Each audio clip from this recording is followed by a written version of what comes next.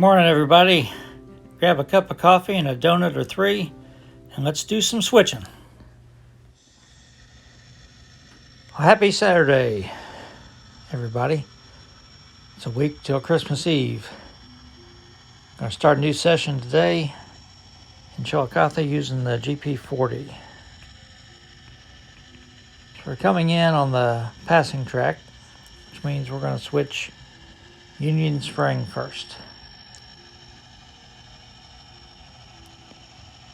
This is my second attempt at narration because the first one was done outside and it's just too breezy today. There's a lot of wind noise in the background, so I just deleted it, came inside. Probably won't hear a train, but you might hear my wife playing Charlie Brown's Christmas in the background, even with the door shut.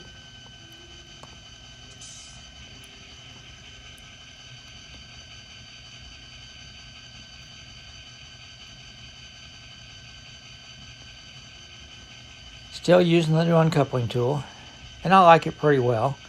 The only thing I don't like is the toothpick on the end doesn't have enough grabbing power to really throw the Pico switches from that little nub on the outside. So I have to go inside and actually put the toothpick on the rails, and I don't really like that. I need something a little bit wider and a little bit flatter like the Rick's pick has.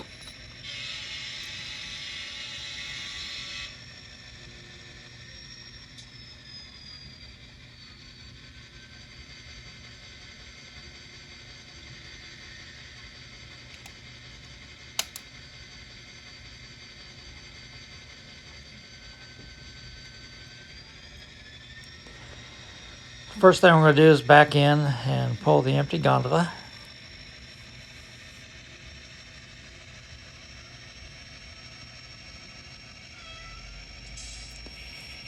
I have the camera suspended above ITT Grinnell right now, and I swear that when I filmed this I had cut off the books and everything at the top, but there they are. So I'll move the camera here pretty soon and you won't see them again.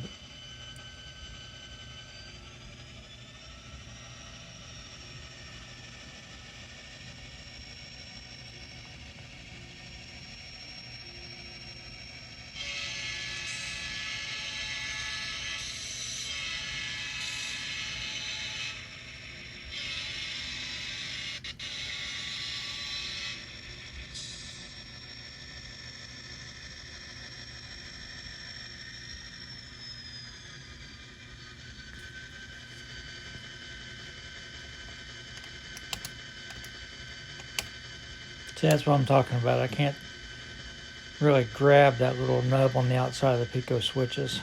Even though I filed the toothpick flat, it's just very narrow.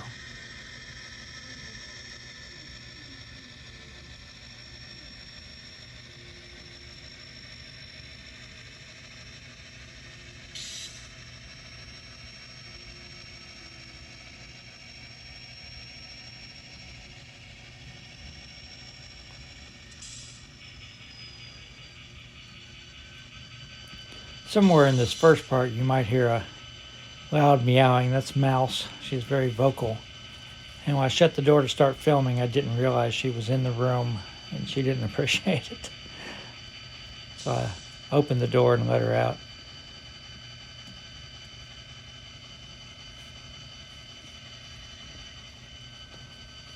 She's in here now, as a matter of fact, but she's sleeping.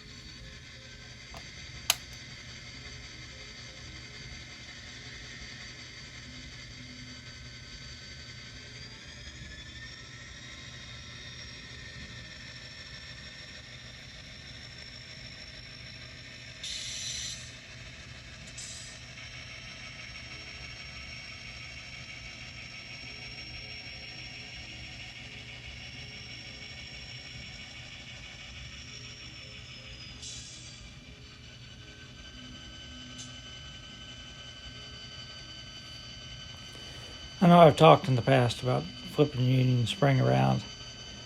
I'm also talking about replacing Chillicothe, so it's not going to happen anytime soon. I hate to put that much work because it's going to be a major job to flip it around. And then a couple months later decide to rebuild Chillicothe, so probably just live with it. I don't think it looks good. It's just really hard to switch.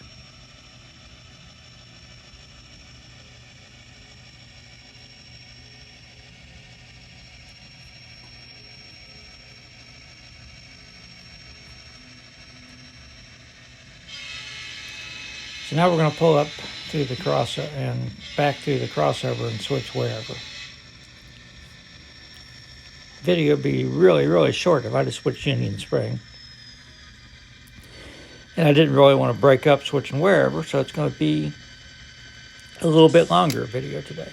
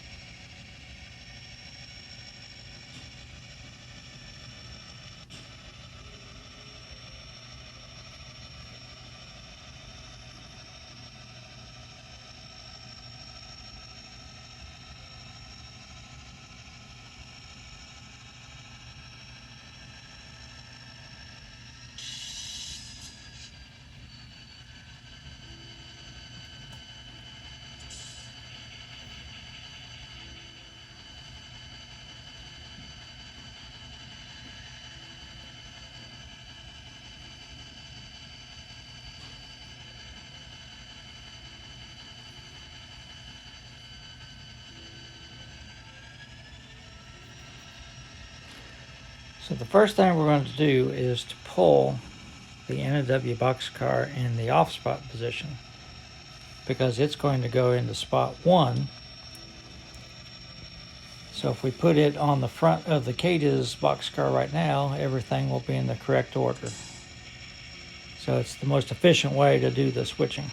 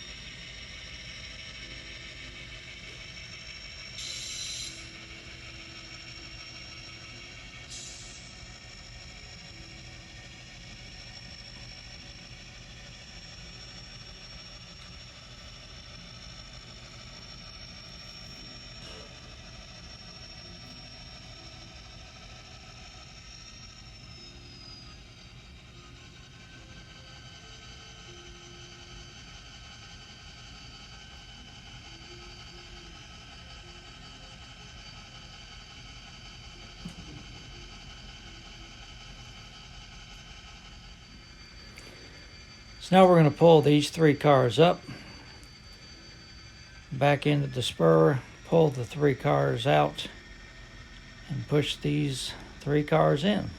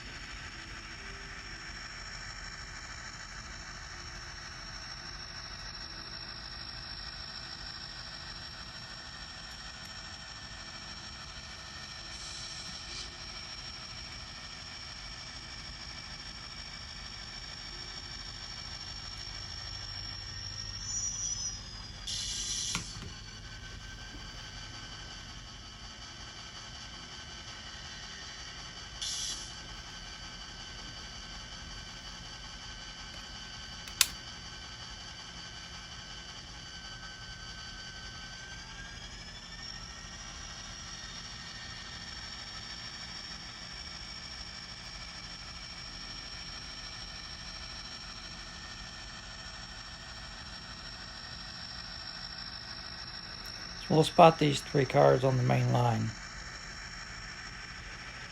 temporarily. I'm going to push them down far enough so when I go back to pick them up, I don't have to push them farther east. The engine will clear the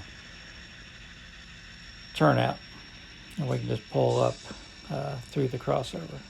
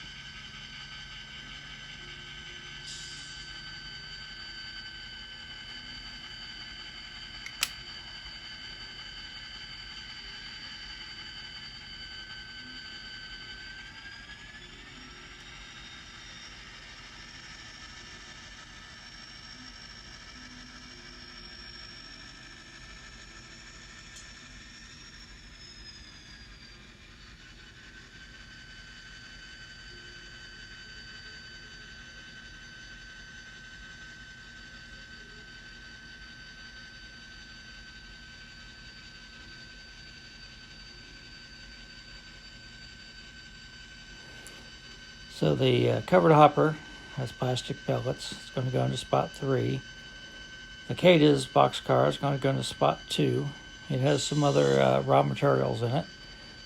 And the N&W boxcar is going to go into spot 1.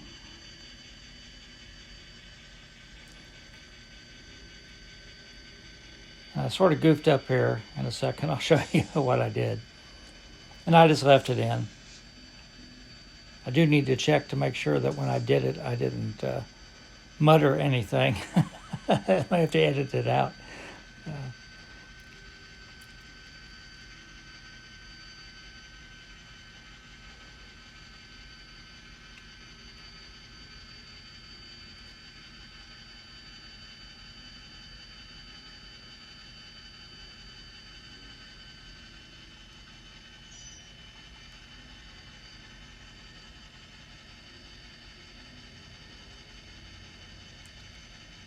So I need to pull up just a few feet to get the door to line up on the N&W boxcar for spot 1. That's what I'm doing right now. And I uncouple it, and then somehow I fat fingered it and put the locomotive in reverse and pushed it back.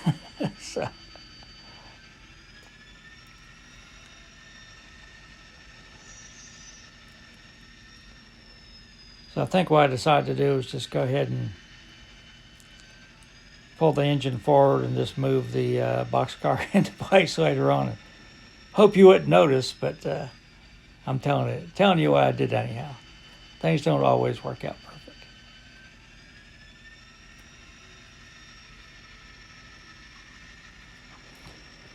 So as soon as the locomotive gets back onto the main and I throw the switch, we're going to end this session right here, but I am going to show you a couple of pictures, which I can't remember if I've ever shown you before, but since I'm going through pictures, I found them. Someone made the comment that about maybe I could make my own decals for the B&O. Well, I've made decals before. I made this DT9 decal. It was an HO scale decal. Got a copying machine, blank decal paper, shrunk it down. But it was pretty easy because it was big and it was black. Now the decal underneath the cab is actually a HO caboose decal with the compass herald. So this is probably the first DTI N-scale engine that ever existed. This is probably 1988, 1989, something like that. It's an old Atlas GP9. See how thick the handrails are? And this next one is another decal I made. Obviously, I hadn't weathered it yet. I just got the thing done. It was when the Atlas first came out with the GP38s.